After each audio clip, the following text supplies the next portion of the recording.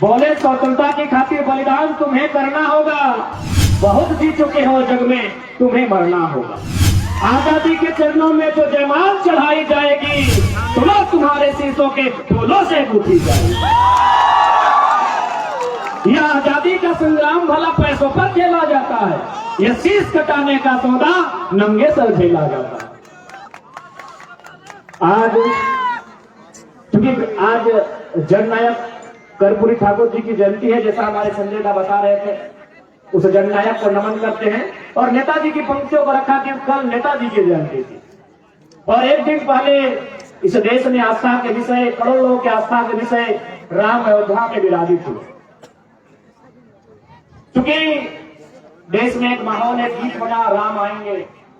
हम तो कहेंगे राम के साथ भगत सिंह भी आए, डॉक्टर अम्बेडकर भी आए, एपीजे अब्दुल कलाम भी आए, महात्मा गांधी भी आए, सरदार पटेल भी आए, चंद्रशेखर आजाद भी आए, अशफाक अली खां भी आए। लेकिन क्योंकि हमें पढ़े लिखे लोग हैं, हमें प्रैक्टिकली और लॉजिकली बात करनी चाहिए। बिल्कुल राम आए, बाकी जितने महापुरुष है वो भी आए, लेकिन क्या वो शरीर से आएंगे? हम पढ़े लिखे लोग हैं, प्रैक्टिकली बात कीजिए, हमें लॉजिकली बात कीजिए, इमोशनली नहीं। क्या जो महापुरुष चाहे कोई रहे, राम रहे, कृष्ण रहे, गांधी रहे, कलाम रहे, जिन्होंने अपने शरीर को त्यागा है, वो शरीर के रूप में आएंगे? क्या वो बोलते हुए आएंगे? क्या वो खाते हुए, नाचते हुए, गाते हुए आएंगे? नहीं, वो विचार के रूप में आएंगे। अतः राम का स्वागत है विचारों के रूप में, गांधी का भी स्वागत है विचारों के रूप में, कलाम का भी स्वागत है विचारों के रूप में, फिर शरीर के रूप में कोई नहीं आएंगे। ये प्रैक्टिकली आपको समझना होगा। यानी हम स्वागत करते हैं, राम आएंगे, स्वागत करते हैं। अब आप कहेंगे कि अब तक हमने कभी सभाओं में इसका जिक्र नहीं किया, आज क्यों नहीं? इसलिए कि कुछ दिन बाद हजारीबाग के सांसद राम जी के नाम पर वोट करेंगे, राम जी के नाम पर वोट मांगेंगे। एक बात बताइए, राम का मतलब क्या होता है? राम का मतलब होता है त्याग, राम का मतलब होता है पिता के वचन के लिए राजपाट का त्याग। और ये जयंत सिन्हा जब राम के नाम से वोट मांगेंगे, आपको थोड़ा सवाल करना चाहिए, जिसके पास 50,000 करोड़ की संपत्ति है, वो किस मुख से राम के नाम से वोट मांगेंगे? उनसे पूछेगा कि राम का मतलब क्या है? भाई पूछना है बात, राम का आदर्श क्या है, राम का चरित्र क्या है, राम का आचरण क्या है, उनसे पूछिएगा। आज लगभग 62 विदेशी कंपनियों में उनका सीधा शेयर है, और ये व्यक्ति राम के नाम से मतदान करेंगे, आप मतदान दे देंगे? 62 कंपनियों में जो हजारीबाग के सांसद हैं, उनका 62 कंपनियों में सीधा शेयर है विदेश में। वो तो आप जानेंगे कि परसेंटेज कितना है, लेकिन मुझे जहां तक जानकारी है 62 कंपनियों में इन्फोमियो का, पाखंडियों का सीधा शेयर है। यदि राम जी के पास 50,000 करोड़ की संपत्ति होती तो वो क्या करते? अरे वो विष्णुगढ़ के 45 मजदूरों को सऊदी अरब में नहीं छोड़ते, वो विष्णुगढ़ के 45 मजदूरों को सऊदी अरब में नहीं छोड़ते जो टॉयलेट का पानी पी रहे हैं। वो बड़का गांव के लोग अपने कर्फ्यू का माहौल नहीं उत्पन्न करते। जो अडानी प्राइवेट लिमिटेड कंपनी जमीन अधिग्रहण के लिए वहां इस प्रकार से पुलिस प्रशासन भरी है जैसे वो तालिबान लगता है। और कल ये शख्स आएंगे और ये भावनाओं के नाम पर, आस्थाओं के नाम पर मत लेने का काम करेंगे। तो क्या राम का क्षेत्र ऐसा ही था जैसा जयंत सिन्हा का है? इसलिए आज राम यानी विचार, राम यानी आचरण, राम यानी आदर्श, राम यानी कर्तव्य। एक भी लक्षण वर्तमान जो सांसद है, क्योंकि यहाँ सबसे ज्यादा हिंदू मुस्लिम के नाम से मतदान होता है, एक भी लक्षण राम का इनमें नहीं दिखता है। ये तो ऐसे लोग हैं जिनके कारण एक और हमारे राज्य में भुखमरी है, हमारे राज्य में गरीबी है, पलायन है, विस्थापन है। और आपको जानकारी होना चाहिए, पूरे झारखंड में सबसे ज्यादा अगर विस्थापन कहीं है तो हजारीबाग जिला, हजारीबाग लोकसभा के विष्णुगढ़ प्रखंड में। इसलिए आज मैं आपसे यह कहना चाहूंगा कि जब मत की बारी आए, ऐसे व्यक्ति को चुनिएगा जो आपकी बातों को दिल्ली में रख सके, जो आपकी बातों को दिल्ली को मजबूत कर सके, जो आपकी लड़ाई को लड़ सके। एक बात सभी जानते हैं, चाहे मीडिया के कर्मी हो या प्रशासन के लोग हो या सरकारी कर्मचारी हो, हर कोई यहाँ अपने जीवन में चाहता है कुछ संपत्ति का अर्जन करके चले जाए। लेकिन आपको जानकारी होनी चाहिए, आज जिस प्रकार से झारखंड का माहौल बना है, कहीं सड़क चौड़ीकरण के नाम पे, कहीं डैम के नाम में, कहीं तालाब के नाम में, कहीं माइंस के नाम में, कहीं फैक्ट्री स्थापित करने के नाम में हमारी जमीनें कोड़े के भाव ले रहे हैं। यदि आज हमारे पास दिल्ली में शख्स नहीं होगा जो हमारे लिए लड़ सके, तो आने वाले दिन ऐसा होगा कि झारखंड एक खंडहर के रूप में होगा, हम और आप केवल तमाशा देखेंगे। मैं आपके माननीय सांसद के करतूत सुनाता हूँ। करतूत और कारनामा में फर्क होता है, जैसे क्लेवर और कनिंग होने में फर्क होता है। दोनों का मतलब कहना होता है, लेकिन इसका मतलब झूठ होता है। तो मैं इनकी करतूत आपको सुना रहा हूँ। आपके जो यशस्वी नरेंद्र मोदी जी के नाम पर ये वोट लेंगे, माननीय जयंत सिन्हा, इनका बाप भी सांसद रह चुके, अपना बेटा को बनाने की तैयारी में है। राजप्पा में प्रोजेक्ट आया था। आज समझिए कि किस प्रकार झारखंड को खोखला किया जा रहा है, किस प्रकार हमारी बुनियादी ढांचे को बर्बाद किया जा रहा है, किस प्रकार हमारे रोजी रोजगार को प्रदेशों के हाथों बेचा जा रहा है। वहाँ एक प्रोजेक्ट आया था, क्योंकि सांसद है, दिल्ली से टीम आई थी, तो सांसद की एक कुर्सी लगी हुई थी।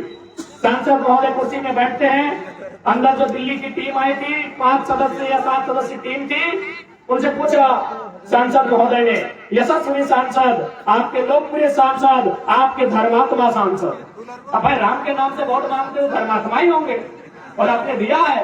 इस धर्मात्मा सांसद ने पूछा कि ये प्रोजेक्ट कितने में कंप्लीट हो सकता है? बोला सर हार्डली 15 से 20 करोड़ में पूरा हो जाएगा।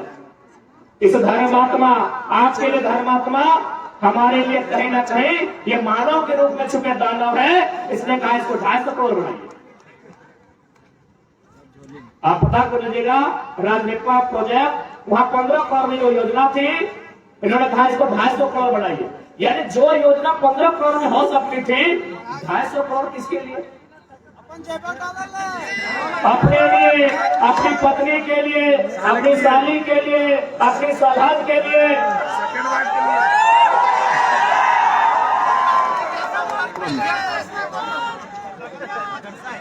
बाकी हमें बताने की आवश्यकता नहीं है कैसे दुराचारी लोग हैं।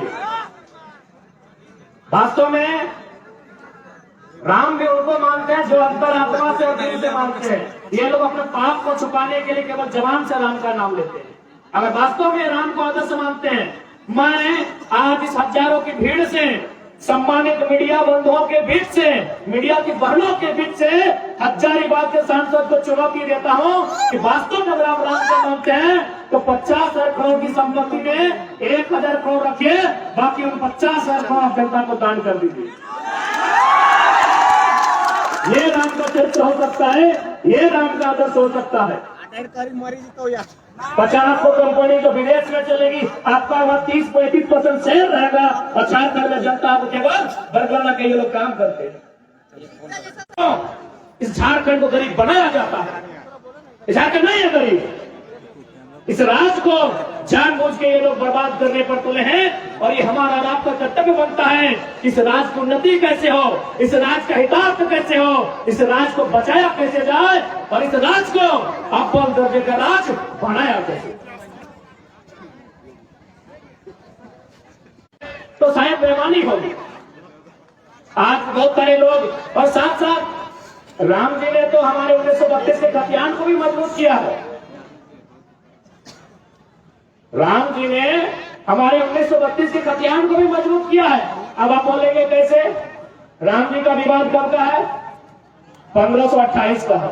समाधान कब हुआ? 21वीं सदी में। समाधान किन्होंने करवाया? लोकतंत्र ने। लोकतंत्र ने तो है, जब मुगलों के काल की समस्या का समाधान लोकतंत्र में हो सकता है, तो हम तो अंग्रेजों की काल की समस्या का समाधान मांग रहे हैं। हम तो अंग्रेजों की काल की समस्या का समाधान मांग रहे हैं। तो राम जी ने तो तमाम विस्थापितों को मजबूती दिया है।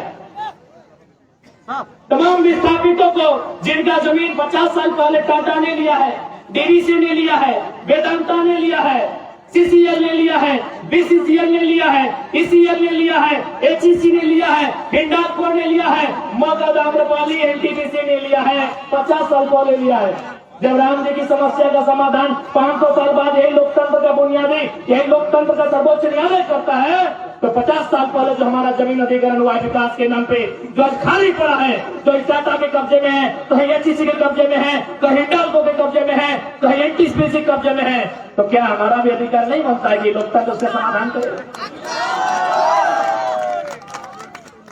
बनता है कि नहीं बनता है भाई? हमारे भी बाप ने मात्र 50 साल पहले जमीन दिया है, NTPC को दिया है कोयला खोदने के लिए, मगध आम्रपाली को दिया है, टंडवा में दिया है, पिपरवार में दिया है, राय बचरा में दिया है, बड़का गांव में दिया है, गोंदलपुरा में लेने वाले हैं। वो कर्फ्यू का माहौल है। यही किशनगढ़ में कोणार्क डैम के माध्यम से दिए हैं। तो हमें भी इस लोकतंत्र में उतनी ही आस्था है। तो हमारी भी जमीनें, क्योंकि भारत का कानून भी कहता है यदि किसी कंपनी ने, किसी फैक्ट्री ने आपसे जमीन अधिग्रहण किया है और उस जमीन पर अगर कोई काम नहीं हो रहा है तो बकायदा राज्य सरकार को चाहिए वह जमीनें रैयत को वापस करना चाहिए। तो लोग कहते हैं भाई अंग्रेजों के काल का है, हमने तो बता दिया मुगल काल की समस्या का समाधान लोकतंत्र के माध्यम से हुआ। अब एक बात बताइए, जो लोग कहते हैं कि अंग्रेजों की काल की समस्या है, अंग्रेजों का कानून है, तो भारत के बुद्धिजीवी लोग बताए तो कि भारत का क्या है? भारत के लोग हमें बताएं, हम लोग थोड़ा कम पढ़े लिखे नौजवान हैं, अभी पढ़ाई लिखाई कर ही नहीं। भारत का है क्या? अरे भारत की प्रस्तावना फ्रांस से, भारत का मौलिक अधिकार संयुक्त राज्य अमेरिका से, भारत का नीति निर्देशक आयरलैंड से, भारत के मौलिक कर्तव्य रसिया से, भारत का राष्ट्रपति संयुक्त राज्य अमेरिका से, भारत की संसद ब्रिटेन से, भारत का संघीय ढांचा कनाडा से, भारत का आपातकाल जर्मनी से, भारत की संपत्ति सूची ऑस्ट्रेलिया से। तो 1932 अंग्रेजों कहने चलेगा ये व्यवस्थाएं अंग्रेजों की, ये व्यवस्थाएं अंग्रेजों की। अच्छा एक बात बताइए, हजारीबाग में अभी DC है, DC मतलब समझते हैं हम लोग? Deputy collector. अच्छा एक बात बताइए, कलेक्टर का मतलब क्या होता है? कलेक्टर शब्द कहाँ से आया? कलेक्टर शब्द आया कलेक्ट से। कलेक्ट मतलब क्या? सानू महतो झारखंडी को लाइक, फॉलो, शेयर, कमेंट करें।